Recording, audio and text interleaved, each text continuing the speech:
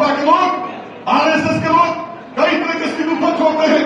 ये प्रत्याशी नहीं जीतेगा, ये प्रत्याशी बाहर से है, ये है। मैं आपसे कह देना चाहता हूं, 2,30,000 से उनकी जीत हुई थी पिछली बार। 50,000 यादव मत भाजपा को गया था। जो परिस्थिति बस भाजपा को जिन यादवों ने वोट दिया था, आज वो 50,000 वोट को महागठबंधन में लौटा है। परिस्थितियों में भूमिहार समाज का मैं खुला बात कहता हूं, भूमिहार समाज का वोट एनडीए को गया था, आज 1 लाख वोट जो है वापस हुआ है। 1.5 लाख वोट, जो 1.5 लाख वोट हमको उधर से आया वो 3 लाख के जवाब है। अगर इस बात को हम सुनिश्चित करते तो भाजपा को यहां से कोई हारने से रोक नहीं सकता और हमें जीतने से कोई रोक नहीं सकता है। इसलिए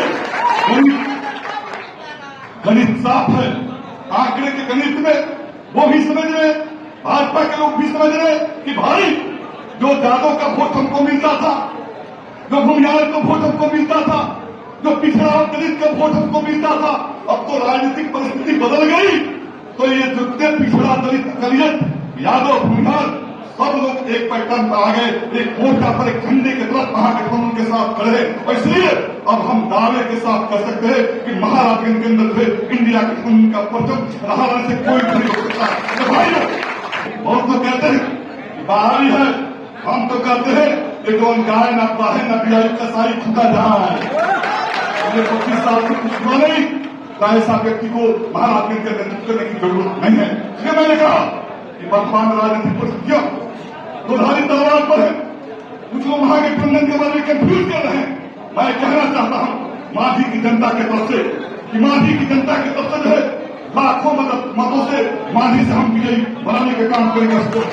आकाश कुमार जी को ये मेरा वादा है और इसलिए हमने पढ़ कर मांझी की जनता ने इस बात को चुनौती को लिया है।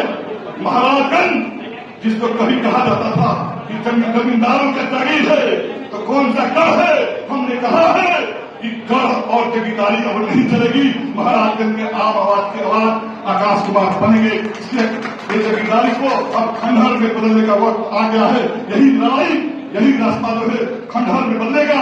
इसी खंडहर के बीच से एक नया जो है रास्ता खुलेगा, जो गरीबों का, पिछड़ों का, अकलियतों का, अति पिछड़ों का रास्ता होगा। इन्हीं बातों के साथ मैं एक बार पुनः कहना चाहता हूँ, ब्राह्मण समाज से, भूमिहार भाइयों से भी कहना चाहता हूँ कि भाइयों गंभीरता से सुनिएगा। आपका पिछले 2 टर्म 3 टर्म से प्रतिनिधित्व समाप्त था। आप मांगने की हिम्मत नहीं करते थे, हिमाकत नहीं थे। आप भाजपा के पास जाकर गिर गिराते थे। रामू देशर शर्मा को मिला था, गिरिजा देवी को मिला था, पीके शाही को मिला था। पिछले 2-3 टर्मों से इस बिरादरी के लोगों को किसी राजनीतिक पार्टी ने टिकट देने का काम नहीं किया। और आज हम लोगों ने प्रयास करके सीपीआईएम, सीपीआई माले, कांग्रेस और राजद ने प्रयास करके कहा, हमने वकालत करके लालू प्रसाद यादव जी से कहा, तेजस्वी से कहा, क्योंकि मैं भी प्रत्याशी था और मैंने जितेंद्र भाई भी यहाँ से प्रत्याशी थे, लेकिन मैंने डंके के चोट पर कहा कि महाराज का कोई जिद करता है, समीकरण सीधे सीधे है। अगर तमाम वोटों में भूमिहार को हम जोड़ ले तो महाराज के इंडिया के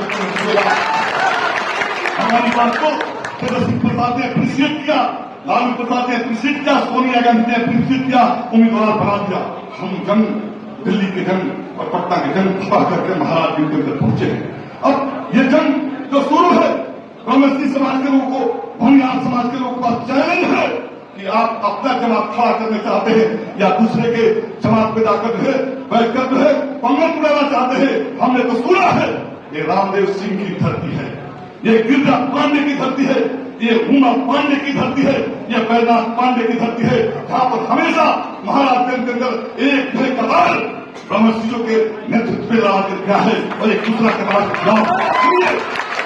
भाइयों ये वक्त जो है हमने टिकट दिया, हमने आपको मुख्य कतार में लाने का काम किया है। चुनौती आपके सामने है कि आपका बेटा मौजूद है कि दूसरा शैतान मौजूद है। हमें उम्मीद है कि आपको अपना बेटा मौजूद होगा। आकाश कुमार को मौके देने का काम करेंगे। इन्हीं बातों के साथ, इसी अपील के साथ 6 तारीख को आकाश बाबू का नॉमिनेशन है।